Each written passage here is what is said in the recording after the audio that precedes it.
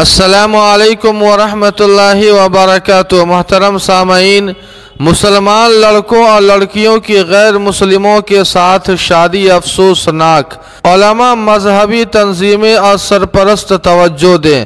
مولانا خالد سیف اللہ رحمانی، کارگزار general secretary آل India Muslim personal لا board کا بیان۔ مولانا رحمانی نے کہا کہ اسلام نے نکاح کے معاملے میں اس بات کو ضروری قرار دیا ہے کہ ایک مسلمان لڑکی کا نکاح مسلمان لڑکے ہی سے ہو سکتا ہے۔ اسی طرح مسلمان لڑکا بھی کسی مشرک لڑکی سے نکاح نہیں کر سکتا۔ اگر ظاہری طور پر اس نے نکاح کی رسم انجام دے بھی لی تو شرعاً اس کا اعتبار نہیں ہوگا، لیکن افسوس کہ تعلیمی اداروں اور ملازمت کے مواقع میں مردوں اور عورتوں کے اختلاط، نیز دینی تعلیمات سے ناواقفیت اور ماں باپ کی طرف سے تربیت کے فقدان کے باعث ادھر کثرت سے بین المذاہب شادی کے واقعات پیش آ رہے ہیں۔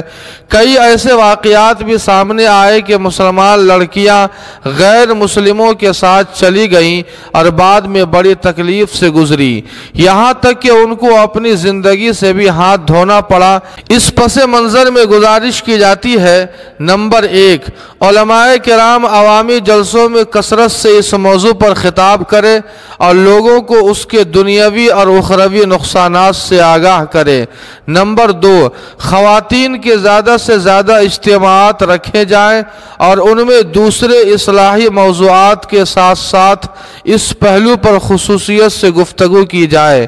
نمبر 3، ائمہ مساجد جمعہ کے خطبات اور قرآن و حدیث کے دروس میں اس موضوع پر گفتگو کریں اور لوگوں کو بتائیں کہ انہیں کس طرح اپنی لڑکیوں کی تربیت کرنی چاہیے کہ ایسے واقعات پیش نہ آئے۔ نمبر 4، والدین اپنے بچوں کو دینی تعلیم کا انتظام کریں، لڑکوں اور لڑکیوں کے موبائل وغیرہ پر گہری نظر رکھیں۔ جہاں تک ہو سکے لڑکیوں کو گرلز اسکول میں پڑھانے کی کوشش کریں۔ اس بات کا اہتمام کریں کہ اسکول کے سوا ان کے اوقات گھر سے باہر نہ گزریں اور ان کو سمجھائیں کہ ایک مسلمان کے لیے مسلمان ہی زندگی کا ساتھی ہو سکتا ہے۔ نمبر 5، عام طور پر جو لڑکے یا لڑکیاں رجسٹری آفس میں نکاح کرتے ہیں ان کے ناموں کی فہرست پہلے سے جاری کر دی جاتی ہے۔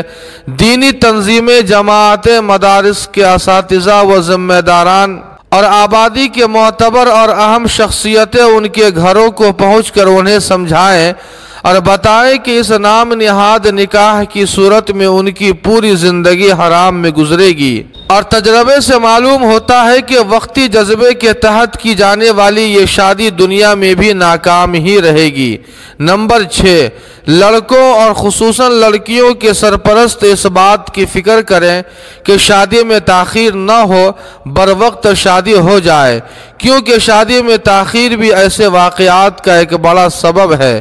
نمبر 7، سادگی کے ساتھ نکاح کی تقریبات انجام دیں، اس میں برکت بھی ہے، نسل کی حفاظت بھی ہے اور اپنی قیمتی دولت کو برباد ہونے سے بچانا بھی ہے۔ جی ہاں سامعین، اس پیغام کے تعلق سے آپ کی کیا رائے ہے؟ کمنٹ کر کے ہمیں ضرور بتائیں۔